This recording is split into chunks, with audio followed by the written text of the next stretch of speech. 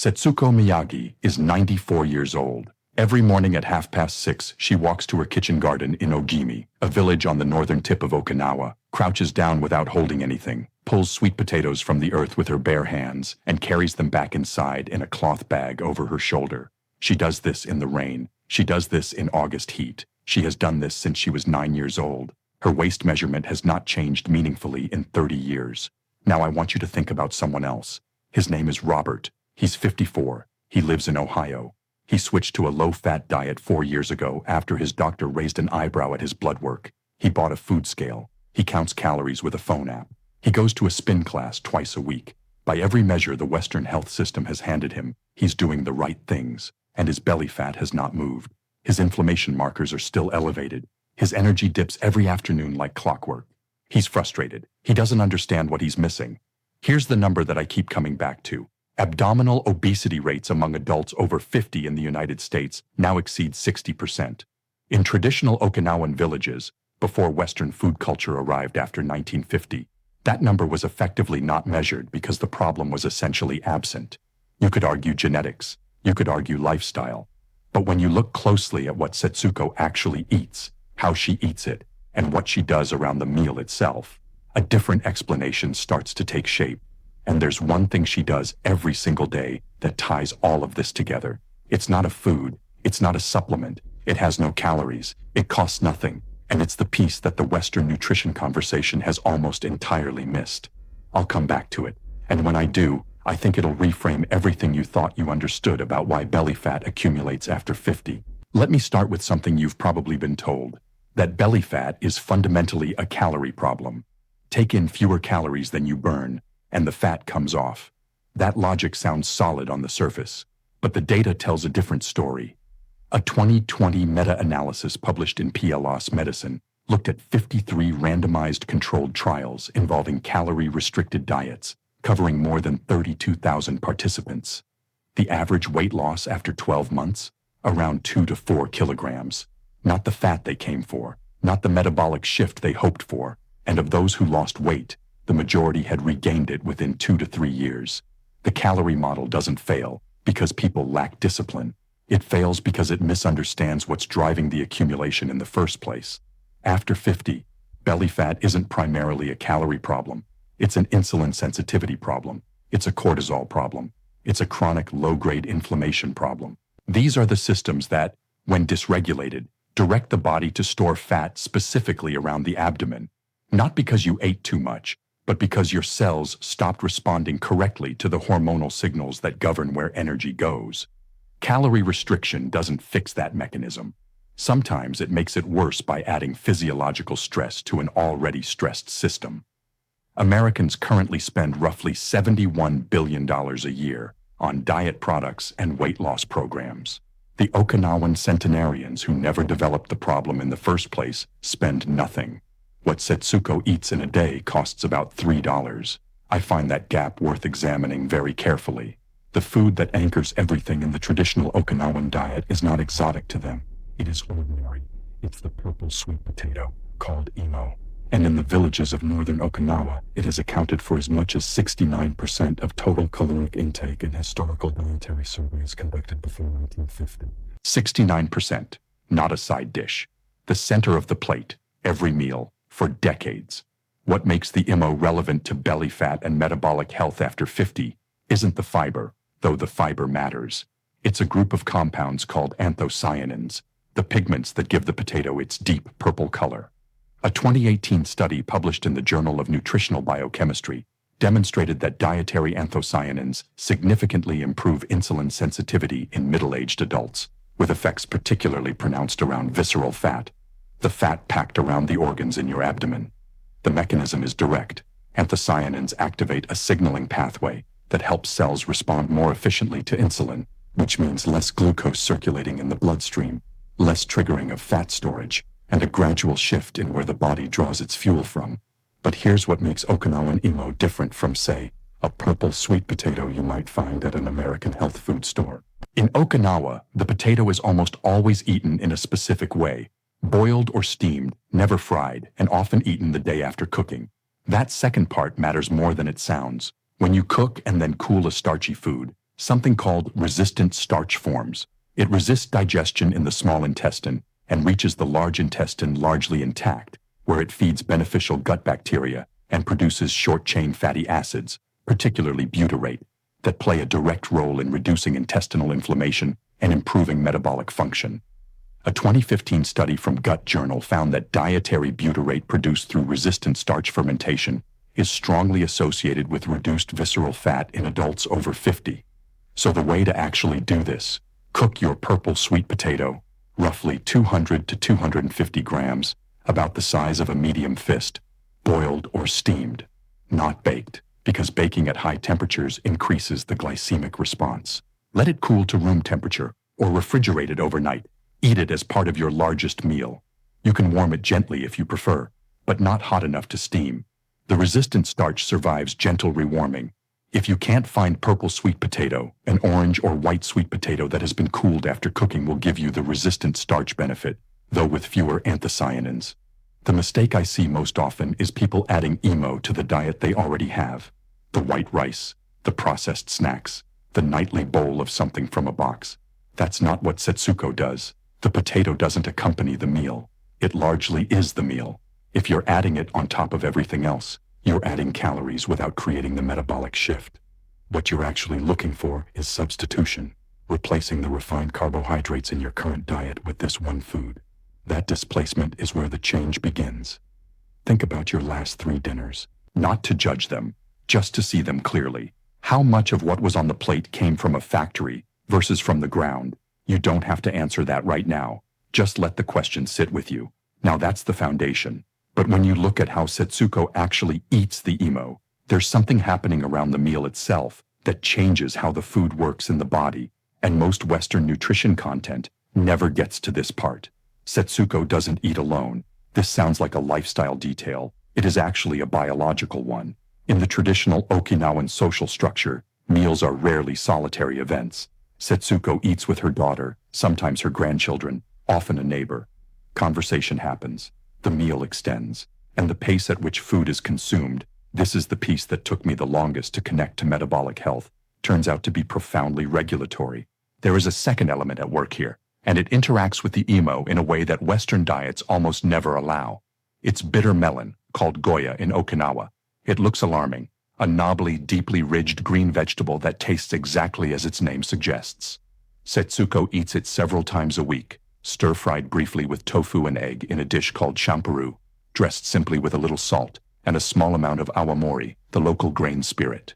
The active compounds in goya include charantin, polypeptide P, and viscine, all of which have demonstrated blood glucose-lowering effects in human studies. A 2011 randomized trial published in the Journal of Ethnopharmacology found that bitter melon extracts significantly reduced fasting blood glucose in adults with elevated sugar levels over a 4-week period. The mechanism is this: these compounds act similarly to insulin, facilitating glucose uptake by cells independently of the insulin pathway itself. For someone with insulin resistance, which after 50 includes a substantial portion of the Western population, this parallel pathway matters. It means your cells can take up glucose even when the normal signaling has become sluggish. The combination of EMO and goya is not accidental in Okinawan food culture. The resistant starch and anthocyanins from the potato regulate the insulin response and reduce inflammation in the gut wall. The bitter melon compounds activate a complementary uptake pathway that works alongside that regulation. Together, they address visceral fat from 2 directions simultaneously, one reducing the signal that triggers abdominal storage, the other improving the efficiency of the system that was never storing well to begin with. Practically, add 100 to 150 grams of bitter melon, roughly half a small melon, to your diet 2 to 3 times a week. Slice it thin, salt it briefly to reduce some of the bitterness, rinse, then stir-fry it with a small amount of neutral oil for 3 to 4 minutes. Don't overcook it. The compounds are heat-sensitive. Add a block of firm tofu, cut into small pieces, and a beaten egg. That's a meal. It takes 12 minutes. The specific Western error here is reaching for bitter melon capsules or extracts instead of the food. The supplement industry has taken a real biological signal and packaged it in isolation. But what the research shows is that whole bitter melon, eaten with fat and protein, the tofu and the egg, creates a different and more sustained metabolic response than an extracted compound taken on an empty stomach with water. The fat slows absorption. The protein complements the glucose regulation. The fiber from the whole vegetable feeds the same gut bacteria the EMO was already working with. Supplements can't replicate that matrix. Most health content stops here. The food, the combination, the practical recipe. But the people who actually live into their 90s in Okinawa have something else happening that no combination of foods can fully replicate without it. And it's the piece I think we're least prepared to hear. What we do in the West, we eat breakfast in 8 minutes standing over a sink, lunch at our desk while checking email, dinner in front of a screen with the leftovers of what we were too tired to cook properly. We spend roughly $200 a year per household on breakfast cereals alone, processed grains that spike blood sugar before 8 a.m. and set the metabolic tone for the rest of the day. We spend another $800 on average on frozen and packaged dinner options. We spend $47 billion annually on dietary supplements meant to compensate for the nutritional inadequacy of the food we're eating in the way we're eating it. What Setsuko does, she grows part of her food. She prepares it slowly, not because she has more time, but because the preparation is not separate from the rest of her day. It is part of it. She eats at a table. Conversation is at the table. Rest comes after the meal, not during it. Her kitchen is her pharmacy. Her garden is her gym. Her neighbor's house is her therapist's office. They didn't have a wellness routine. They had a life that didn't need one. Here's what I promised you at the beginning. And it's probably not what you expected. Setsuko stops eating before she is full. Not because she is disciplined. Not because she counts anything. Because the phrase is built into the culture. Hara Hachi Bu. Eat until you are 80% full. She heard it from her mother. Her mother heard it from hers. In some form, this practice has been present in Okinawan culture for centuries. Nobody taught her to do it as a health intervention. It is simply how meals end in her world. I want to show you why this matters biologically, because it is not what most people assume. The signal of fullness, specifically the release of the hormone leptin from fat cells and the suppression of ghrelin, the hunger hormone, does not arrive at the brain instantaneously. There is a delay of approximately 15 to 20 minutes between the moment your stomach is genuinely satisfied and the moment your brain registers that satisfaction. This is a well-established physiological lag, documented in multiple studies, including a 2014 paper published in Obesity Reviews examining appetite hormones and meal pacing. In Western eating culture, where the average dinner is consumed in under 11 minutes, you will reliably overshoot the satiety signal every single time. By the time the brain registers that you had enough, you've already eaten past it. That excess, repeated across years, doesn't go to muscle. After 50, with declining metabolic rate and reduced sex hormone signaling, it goes to the abdomen. Hara Hachi Bu is not a trick for eating less. It is a timing practice that respects the body's actual communication speed. If you eat slowly enough, and at Setsuko's table, a meal takes 30 to 45 minutes, you will naturally arrive at that 80% point and feel it before you pass it. The brain catches up, the hunger hormone quiets, and you stand up from the table without that specific uncomfortable fullness that we have come to mistake for satisfaction in the West. The researchers studying Okinawan longevity almost missed this because it looked like a cultural custom, not a medical intervention. It is the answer, not a supplement, not a biomarker, a relationship with the pace of eating that changes how your body processes and stores energy over time. The specific application of this is not about counting. It's about slowing. Put the fork or chopsticks down between bites. Eat at a table. If you are eating alone, and many people over 50 are, put on something you can actually listen to, not something you're watching, so your eyes stay near the food and your pace stays human. Aim for a meal that takes at least 20 to 25 minutes. After 15 minutes, pause for 30 seconds and genuinely ask yourself how hungry you still are. Not whether you've cleaned the plate, whether your body is still asking for more. That's it. That's the practice. Setsuko doesn't know it's a practice. For her, it's just dinner. Let me bring this together honestly. What you now understand is this. The purple sweet potato, cooled after cooking, addresses the insulin sensitivity and gut inflammation that drive abdominal fat storage after 50.